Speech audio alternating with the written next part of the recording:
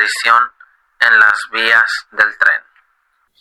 En la colonia Arturo Gámez, en Ciudad Chihuahua, persiste la inquietante leyenda de la mujer de blanco, un ente que, según relatos, no solo ronda este barrio, sino también áreas cercanas, como una conocida fábrica de rines de aluminio.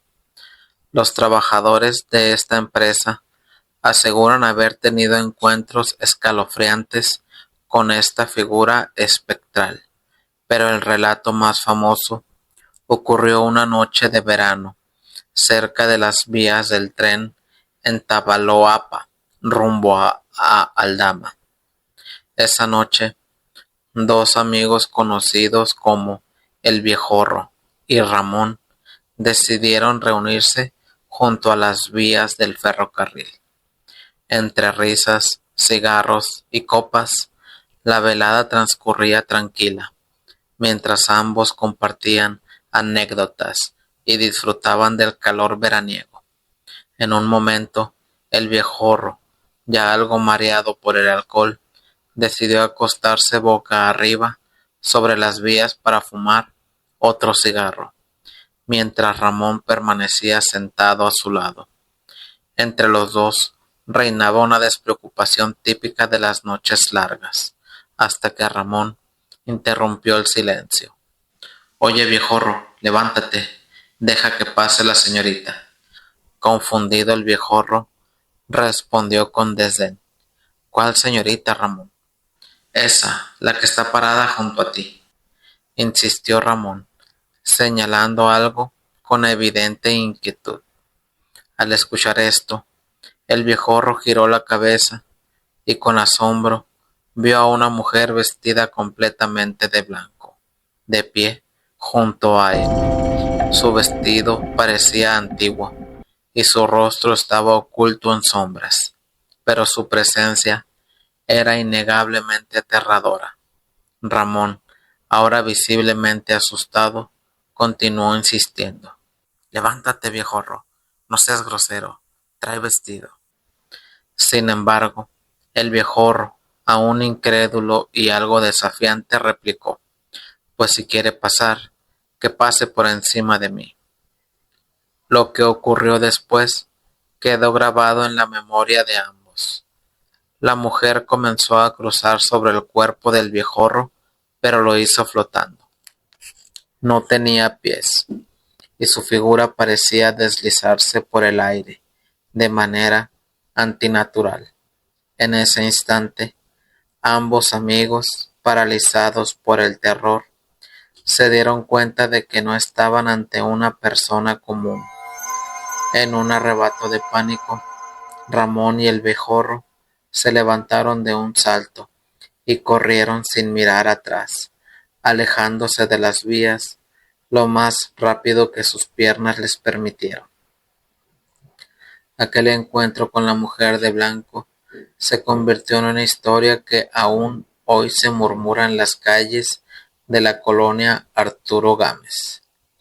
Los vecinos aseguran que este espíritu aparece en lugares específicos, siempre con su enigmático vestido blanco y una presencia que hiela la sangre. La noche en que el Viejorro y Ramón la vieron es solo una de tantas historias que alimentan esta inquietante leyenda. Aunque nadie conoce su verdadera identidad, muchos especulan que podría ser el alma de una mujer que sufrió una tragedia cerca de las vías del tren, condenada a vagar eternamente. Otros creen que es un presagio de mala suerte para quienes se cruzan en su camino. Sea cual sea la verdad, su presencia sigue sembrando el miedo y la curiosidad entre quienes conocen su historia. Mi amigo Donald. Esta historia se basa en 1971. Una familia que vivía en Nueva York, el típico papá que se la pasa todo el día trabajando y la madre siempre ocupada y algo despreocupada. Esta peculiar pareja tenía un niño de 8 años llamado Billy. Él es muy callado, saca notas regulares en el colegio y no tiene ningún amigo. Él es fanático de Disney y su personaje favorito es el pato Donald. Un día la mamá, haciendo la limpieza, descubre a Billy charlando solo en su habitación y la mamá, sin saber qué pensar, le comentó a su esposo. Este le dijo que no había de qué preocuparse y con una gran sonrisa le dijo: todos tuvimos amigos imaginarios alguna vez. No te preocupes, mujer. Ya más tranquila, la mujer decide ir a la habitación de Billy a darle un beso de buenas noches. Y fue grande su sorpresa cuando vio a su hijo mirándose fijamente en un espejo que él tenía en su habitación. Su cara se veía desencajada. Sus ojos parecían desorbitados. Además, estaba solo y hacía como unas señas con las manos lentamente. La mamá, desconcertada y asustada, le dice: Billy, Billy.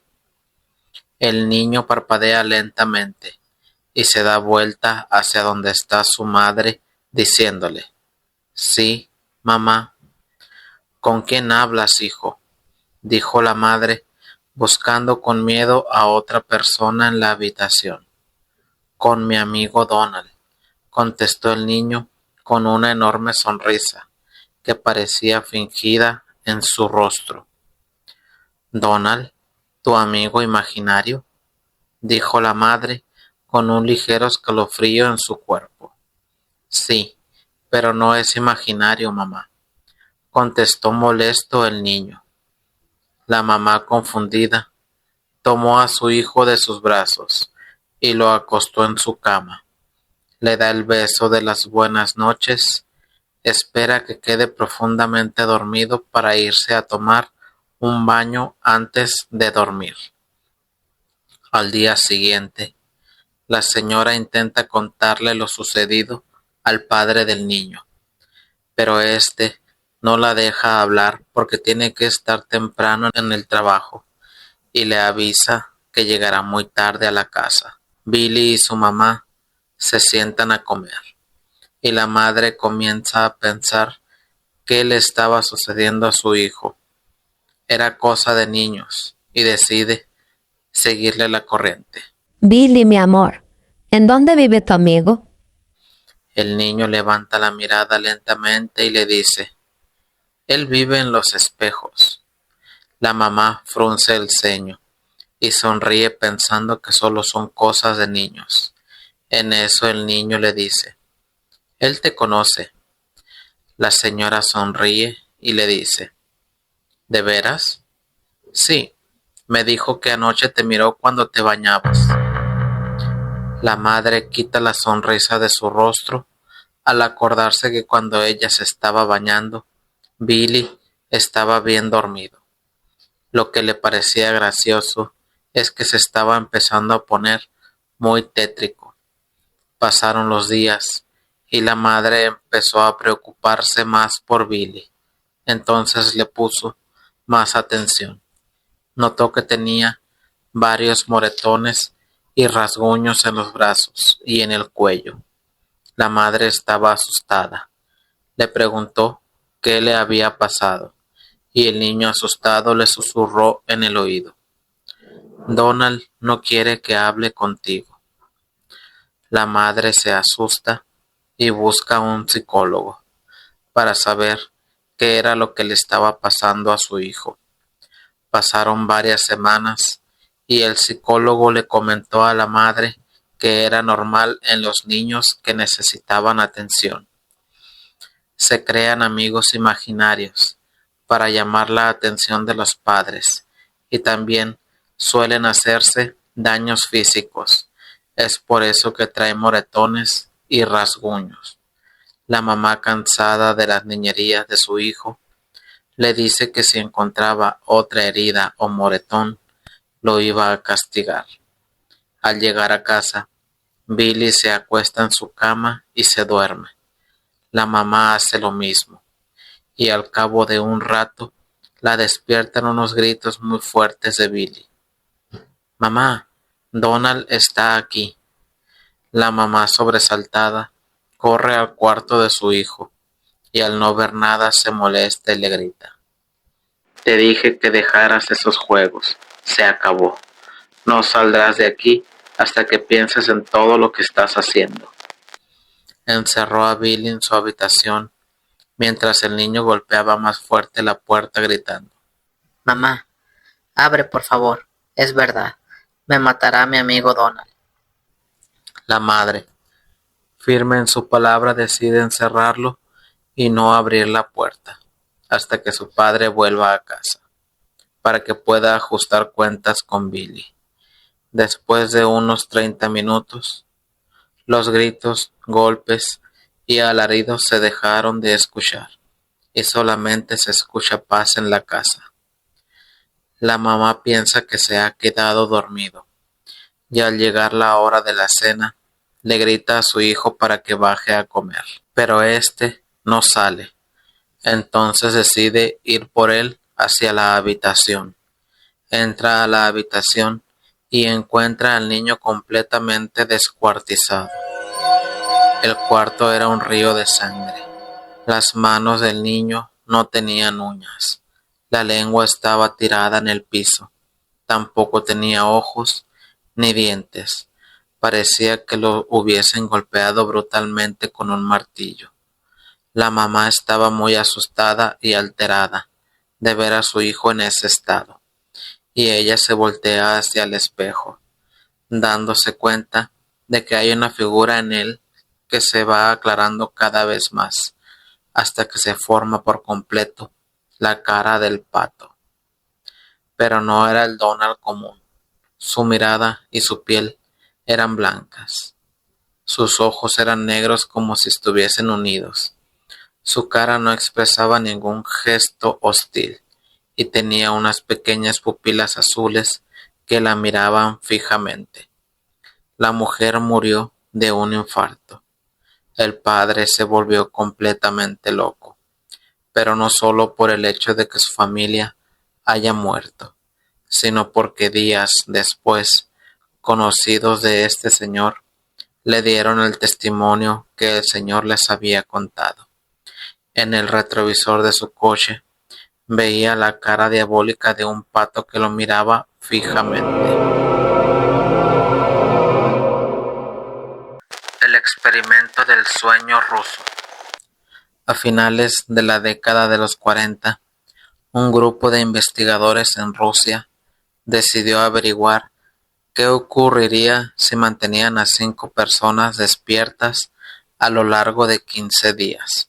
Para ello, emplearían un estimulante especial a base de gas. Encerraron a los sujetos de prueba en un ambiente sellado, en el que pudieran monitorear a detalle el uso de oxígeno. Debido a la alta concentración de gas, debían asegurarse de que éste no los matase. En aquella época, todavía no se inventaba el circuito cerrado, por lo que tuvieron que instalar micrófonos y ventanas, cuyos vidrios tenían un grosor de 5 pulgadas, para poder observarlos. La habitación estaba repleta de libros, tenía agua corriente, baño y comida suficiente para que los 5 sobrevivieran por un mes. Además, pusieron cobijas para dormir, pero no había ninguna cama. Los hombres empleados en el experimento eran prisioneros políticos y de guerra, considerados como enemigos del Estado durante la Segunda Guerra Mundial. Los primeros 5 días todo transcurrió bien. Era raro que los individuos se quejaran, pues, aunque era una mentira, se les había prometido que serían puestos en libertad si participaban en la prueba voluntariamente y resistían sin dormir los 30 días. Todas sus actividades y conversaciones fueron monitoreadas y fue entonces Cuando los científicos se dieron cuenta de que, a medida que pasaba el tiempo, comenzaban a hablar sobre recuerdos traumáticos de su pasado. Luego de 5 días, todo cambió. Los prisioneros comenzaron a quejarse de los eventos y situaciones que los habían llevado hasta ahí, y también a mostrar síntomas preocupantes de paranoia severa. Ya no hablaban entre ellos, y en cambio, murmuraban frente a los micrófonos. Extrañamente, era como si todos pensaran que podían ganarse la confianza de sus captores si traicionaban a sus compañeros. Al principio se supuso que esto era un efecto colateral del gas. A los 9 días, el primer prisionero comenzó a gritar.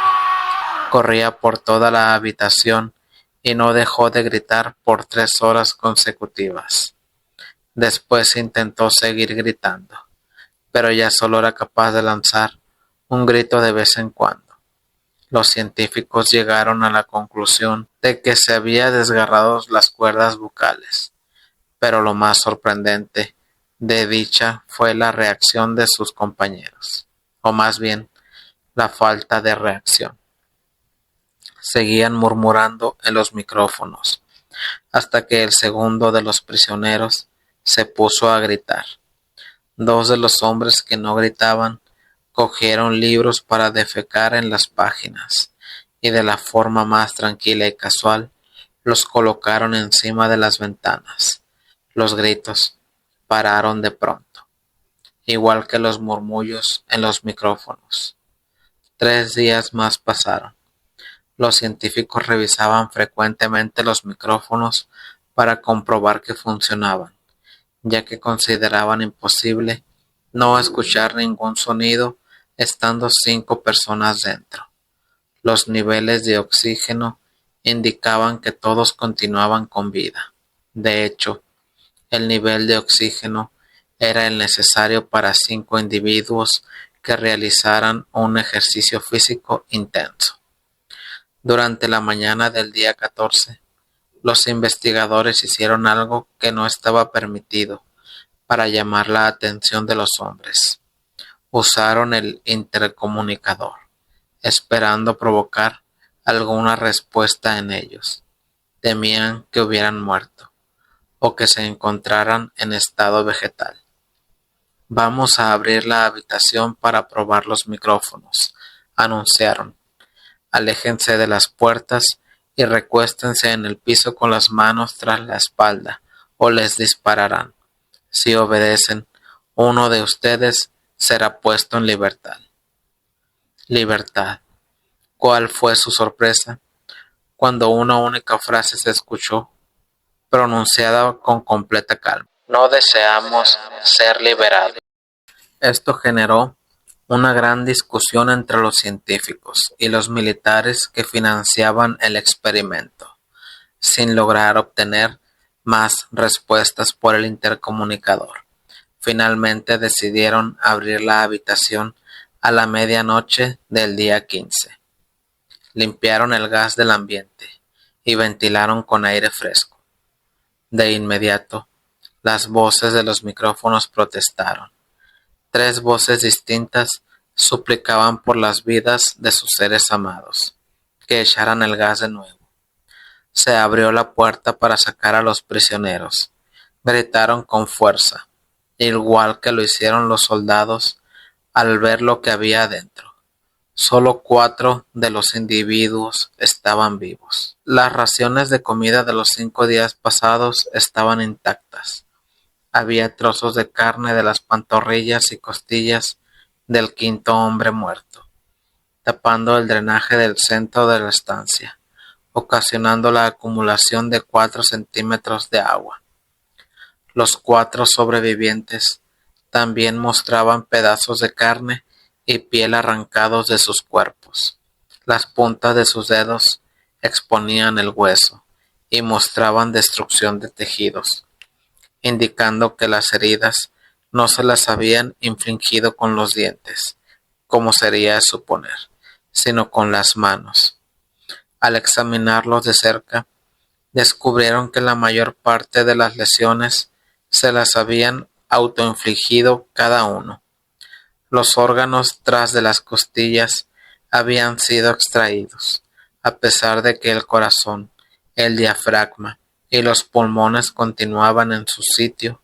Tanto la piel como buena parte de los músculos que protegían las costillas habían sido arrancados, dejando los pulmones al descubierto. Podían ver cómo el tracto digestivo de los 4 prisioneros funcionaba, haciendo la digestión. Entonces se percataron de que estaban digiriendo su propia carne, la que ellos se habían arrancado y devorado en los últimos días. Por lo general, las instalaciones eran asistidas por militares de las fuerzas especiales rusas, pero con todo y eso, varios de ellos se negaron a volver a la habitación para sacar a los prisioneros, y ellos, a pesar de todo, gritaban e insistían en que se los dejara dentro, rogando y exigiendo a la vez que se encendiera el gas para no quedarse dormidos. Sorprendentemente, los tipos se resistieron como animales durante la intervención. Un soldado ruso murió al ser mordido en el cuello por uno de ellos. Otro fue herido de gravedad al recibir una mordida en la arteria femoral por parte de otro. 5 soldados más fallecieron, si se incluyen a los que se suicidaron en las semanas consecutivas al incidente. Durante el forcejeo, un prisionero se dañó el brazo, sangrando al instante. Se lo trató de sedar, en vano. Le fue inyectada una dosis de morfina 10 veces más potente de lo recomendable en un ser humano, y aún así peleó como una bestia, destrozando el brazo y las costillas de un doctor. Su corazón era visible, latiendo al límite por 2 minutos completos, a la vez que se desangraba y gritaba sin parar por más de 3 minutos. Atacaba a todo aquel que se le acercara, repitiendo una y otra vez la palabra más, cada vez con menos fuerza, hasta que se hizo el silencio. Los 3 sobrevivientes fueron inmovilizados con fuerza y trasladados a las instalaciones médicas. 2 de ellos, cuyas cuerdas vocales estaban intactas, no dejaban de demandar que se les suministrara más gas para mantenerse despiertos. Al que estaba más herido de los 3, lo llevaron al quirófano que tenían en las instalaciones, mientras los médicos lo preparaban para acomodarle los órganos en su lugar. Notaron que era inmune a los sedantes. Forcejeó incansablemente cuando le colocaron la anestesia. Fue necesario incrementar la dosis para sedarlo, pero en el instante en que sus ojos se cerraron, su corazón dejó de latir. En la autopsia, descubrieron que su sangre contenía el triple de la cantidad normal de oxígeno. Además, mientras luchaba por no ser anestesiado, se había roto 9 huesos. El segundo sobreviviente había sido el primero del grupo en gritar. Sus cuerdas vocales estaban destrozadas, así que no pudo negarse a la cirugía. Lo único que hacía era negar violentamente con la cabeza, mientras le estaban colocando el gas anestésico. Alguien sugirió operarlo sin anestesia, y él asintió. No reaccionó en toda la cirugía, que se extendió por 6 horas. Intentaron sustituir los órganos de su abdomen y cubrirlo con la piel que aún le quedaba. Imposible, según la medicina. Este hombre no debería seguir con vida, afirmó un médico. Una enfermera salió de la cirugía aterrorizada, jurando que la boca del paciente dibujaba una sonrisa cada vez que sus ojos se encontraban. Al finalizar la cirugía, el paciente miró al doctor y comenzó a hacer sonidos con la boca muy fuerte, como si tratase de hablar, asumiendo que tenía que decirle algo importante. El cirujano dio papel y pluma para que pudiera escribir. Siga cortando, se leía en el mensaje. Los otros dos sujetos prisioneros recibieron la misma cirugía sin anestesia. Tuvieron que inyectarles un paralítico, ya que no paraban de reír, y el médico no podía practicarles la cirugía. Al estar paralizados, lo único que podían mover eran los ojos. Desde el primer momento en que fueron capaces de hablar nuevamente, exigieron que se les volviera a colocar el gas estimulante. Los científicos intentaron descubrir por qué se habían lastimado de ese modo, a ellos mismos, y para qué querían el gas de nuevo. Lo único que respondieron fue: tengo que amanecer despierto. Se inmovilizó a los 3 individuos y los llevaron de vuelta a la habitación. Los científicos, ateniéndose a la furia de sus benefactores militares por no haber alcanzado las metas del experimento, consideraron aplicarles la eutanasia, pero el comandante a cargo, un exmiembro de la KGB, seguía viendo potencial en el proyecto y dio la orden de investigar qué sucedería si les ponían gas de nuevo. Al inicio los investigadores se negaron, pero finalmente se vieron obligados a obedecer. Los prisioneros fueron conectados a unos monitores EEG cuando estaban preparándolos para ser encerrados en la habitación de nuevo. Todos se sorprendieron al ver cómo dejaban de forcejear, desde el momento en que supieron que les darían el gas otra vez. Los 3 hacían grandes esfuerzos por estar despiertos. Uno de ellos tarareaba una canción. El prisionero mudo trataba de liberarse de sus ataduras de cuero, por ocuparse en hacer algo. El último individuo apretaba su cabeza contra la almohada y parpadeaba muy rápido. Al ser el primero que habían conectado con el EEG, sus ondas cerebrales se manifestaron al instante, dejando anonadados a los científicos. La mayor parte del tiempo eran normales, pero en algunos momentos se interrumpían por una línea recta, sin explicación alguna. Era como si el paciente tuviera muerte cerebral una y otra vez. Mientras examinaban los datos, una enfermera notó que los ojos del hombre se cerraban. Sus ondas cerebrales indicaron un sueño profundo. Después se volvieron rectas y al mismo tiempo su corazón dejó de latir. El único prisionero restante que podía hablar empezó a gritar para que lo encerraran.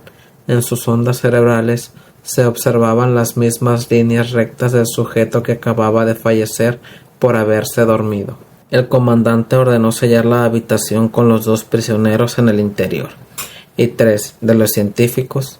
Uno de estos últimos cogió un arma y le disparó al comandante entre los ojos, asesinándolo. Luego disparó al prisionero mudo, matándolo instantáneamente. A continuación apuntó al prisionero que quedaba con vida, en tanto sus colegas escapaban alterados. «No van a encerrarme con estas cosas. No contigo», gritaba al sujeto, quien seguía atado al catre frente a él. «¿Qué eres? Necesito saberlo». El hombre esbozó una sonrisa. «¿Te olvidaste de mí tan fácilmente?», preguntó el tipo. Somos ustedes, somos la locura que yace encerrada en su interior, rogando por ser liberada a cada instante de tu vida, desde lo más recóndito de tu mente primitiva. Somos aquello a lo que le temes antes de acostarte cada noche. Somos lo que oprimes y silencias y ocultas cuando vas al tu cielo de noche, donde no podemos alcanzarte. El científico se detuvo un momento. Entonces apuntó al corazón del hombre y disparó. En el EEG apareció una línea recta. Lo último que pudo murmurar el sujeto débilmente fue: «Casi era libre».